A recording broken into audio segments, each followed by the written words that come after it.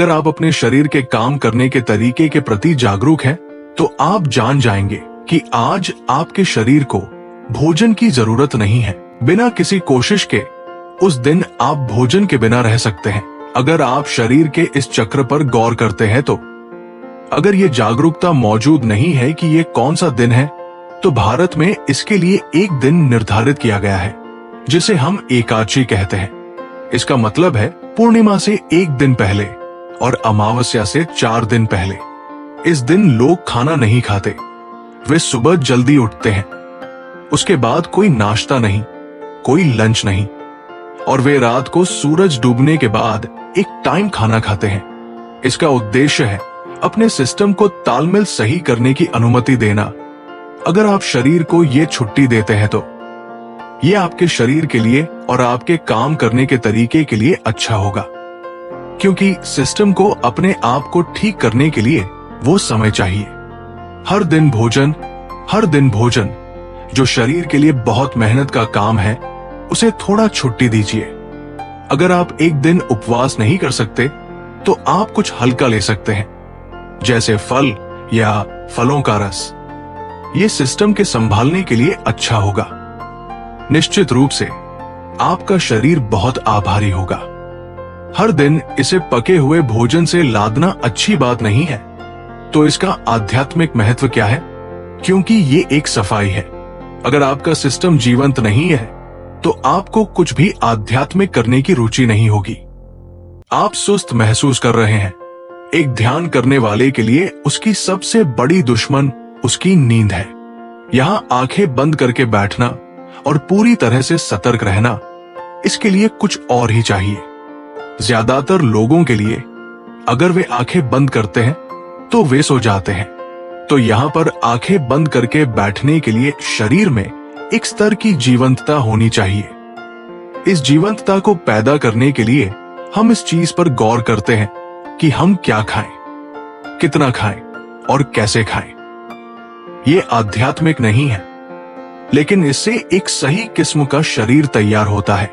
अगर अभी आपका शरीर स्वस्थ महसूस कर रहा है और मैं आत्मज्ञान की बात कर रहा हूं, तो क्या करें? तो इसे जीवंत पर सतर्क और रखना और शरीर को दर्द और समस्याओं से मुक्त रखना महत्वपूर्ण है, क्योंकि सिर्फ तभी आप किसी बड़ी चीज की तलाश करेंगे। अगर अभी आपके पैर में दर्द है, बहुत ज्यादा दर्द है, और अभी भगवान प्रकट हो जाए, तो आप क्या मांगेंगे? मेरे पैर का दर्द ठीक हो जाए। आप और क्या मांगेंगे? आप इतना ही मांगेंगे, क्योंकि शरीर आपके ऊपर इस तरह की ताकत रखता है। जब तक आप इसे एक तरह की सहजता में नहीं रखते, तो ये शरीर आप पर कई दिशाओं से हावी रहता है। इसके लिए अपने शरीर को बहुत शुद्ध और स्वस्थ रखना बहुत महत्वपूर्ण है, वरना शरीर आपके जीवन में हावी हो जाएगा। ये आपको कुछ और सोचने ही नहीं देगा। अभी अगर आपके शरीर में कहीं वाकई दर्द शुरू हो जाए, बस आपकी छोटी उंगली में वाकई बुरी तरह से दर्द शुरू हो जाए, तो आपकी किसी भी चीज में रुचि नहीं होगी, ना भगवान में, ना ध्यान में, ना ज्ञान में। आपकी रुचि है बस इस छोटी उंगली में होगी। सही है कि नहीं? तो इसमें उस तरह की ताकत है।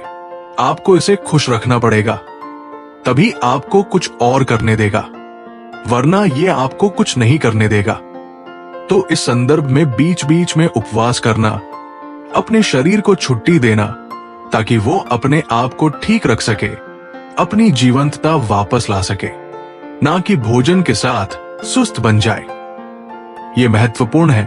उपवास करने के बजाय अगर आप बस एक भोजन और अगले भोजन के बीच पर्याप्त अंतराल रखते हैं, अगर मैं ये कहता हूं तो आप योग छोड़ देंगे। एक भोजन और अगले भोजन के बीच 8 घंटे का ब्रेक होना चाहिए हमेशा। अगर आपके लिए 8 घंटे संभव नहीं है, तो कम से कम 5 घंटे का ब्रेक जरूरी है। खाना खाने से पहले आपको एक स्तर की भूख महसूस होनी चाहिए। भूख लगने से पहले अगर आप शरीर में भोजन डालते हैं, तो शरीर सुस्त बन जाएगा। ये जीवंतता को नहीं जानेगा। जब मैं कहता हूं जीवंतता, तो मैं अभी आपके जागे होने की बात नहीं कहता हूं। हम में से हर कोई अभी जीवंतता के एक ही स्तर पर नहीं है। हम एक ही तरह का खाना खा रहे हैं, एक ही जगह पर गए हैं, एक ही जगह सांस ले रहे हैं, लेकिन हमारे अनुभव का स्तर एक जैसा नहीं है। इस पल में अपने भीतर जैसा हूं, उसे मैं दुनिया की किसी भी चीज से नहीं बदलूंगा। अगर आप अभी मुझे पूरी दुनिया भी दे दें, तो फिर मैं उससे ये सौदा नहीं करूंगा, क्योंकि ये उससे बहुत बड़ा है और ये हर किसी के लिए संभव है। ये सिर्फ इसलिए नहीं हुआ है क्योंकि जरूरी ध्यान और सिस्टम के साथ जो किया जाना चाहिए वो नहीं हुआ है। तो इंसानी जीवंतता अलग अलग स्तरों पर कई अलग अलग आयामों में हो सकती है। ये आपको अनुभव और जीने के बिल्कुल अलग आयाम तक ले जा सकती है।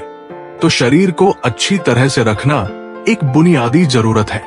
आपको एक महान एथलीट होने की जरूरत नहीं है, लेकिन इसे बस सहज रखना, ताकि अगर आप यहां बैठते हैं तो आपको अगले कुछ घंटे तक आप बस यूं ही बैठ सके, एक फटते हुए ब्लैडर या भूख से तड़पते पेट या यहां वहां होते दर्द से परेशान हुए बिना। अगर आप यहां बैठे हैं तो आप आराम से हो। बस इतनी सहजता शरीर में आनी चाहिए।